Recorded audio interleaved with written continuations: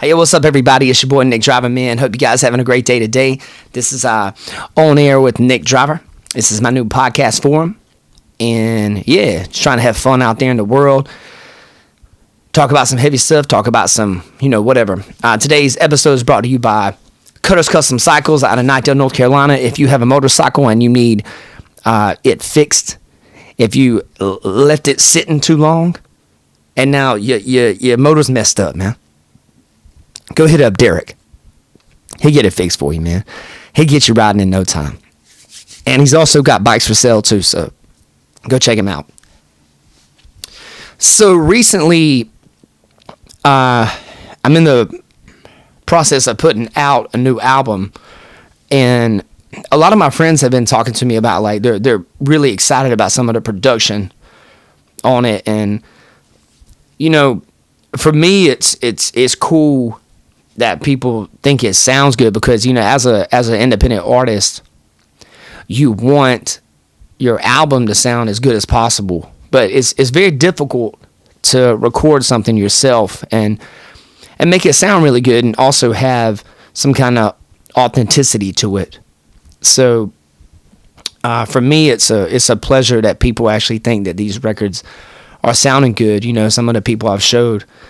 And, I've had a lot of questions regarding it. And, for me, I really worked a lot on just studying different plugins and really spending just an enormous amount of time trying to learn these things. And, I've been doing it, about 10 years now. So I'm really proud of this album because it's probably some of the best stuff I've ever produced, per se, because I've just been in there consistently with it all the time, and,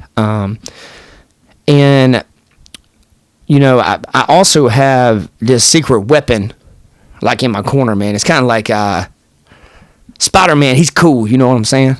But Iron Man's cool, you know what I'm saying? But it's cooler when the Hulk shows up, and my Hulk is Jamie King. He does a lot of the mastering on these records. He does like the master, the bringing the volumes up on everything. But as far as me, when I'm recording my stuff, I record mostly in Logic Pro X, and I use different sample banks. I have some stuff I use that are like slingering kits that I'll build a drum beat on, or I might use some 808s and 909s, which is what a lot of modern artists are using in order to cut back costs on having to record live drums. So I imagine live drummers probably not too excited about that, but that's just the particularly clientele that I have that I work with. So when I was getting into recording, we were recording with, I think, Chris Hill from Jam Pain Society way back. This is a long time ago. And this is out in Cary. He used to have a studio in Cary. And Chris, he was very good at what he did. And Jamie King's very good at what he does. And I try to just look at both of them. And I have more time I've spent with Jamie, so I have a tendency to hone in more on how, like, hey, how he would maybe approach something. So, but that doesn't take anything away from Chris. He's amazing as well. So, but I really learned a lot on my own. I have taken a few online courses as the years have gone on specific, like, specs on things. But I think as an artist and as a producer, as a recording engineer, I think one thing that we try to do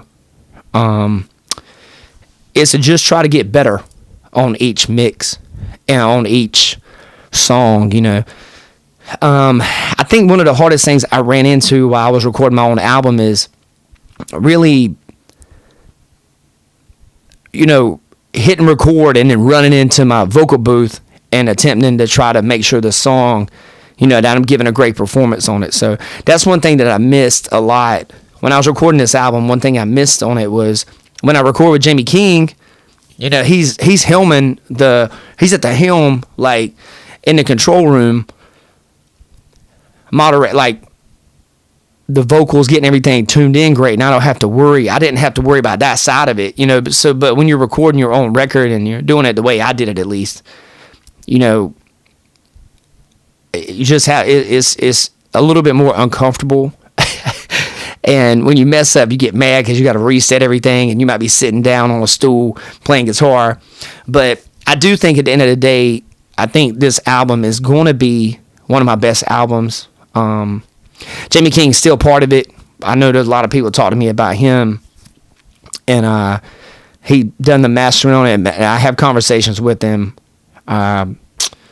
regarding the music and just stuff in general. And he's my guy, man. You know, he's just a very smart individual, and he's just a very experienced person when it comes to recording and man, Jamie's my guy, man. Like I was able to, you know, they invited me to do the Swift reunion show a couple years back, and you know, it was really a pleasure to just be a part of that, and it was just cool, man, because I was doing a little podcast from it, and those people coming in and being on a little podcast stuff, and you know, I was playing acoustic guitar at this like just metal show, man, and you know, it was like some people were saying stuff, and you know, there's some people I was like talking shit to, but it was all in good fun, you know. It was like it was just cool, man, and everybody I played for that night they were just really super nice to me, and actually had a lot of people follow me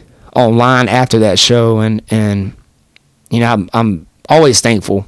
Anytime I get to spend a little time with Jamie, it's nice, you know. So he's super busy, I'm busy, and you know, but he's a big part of. I kind of mold a lot of what I'm doing after what I learned from him. I mean, I have certain things I do differently on my end, like just little tiny things.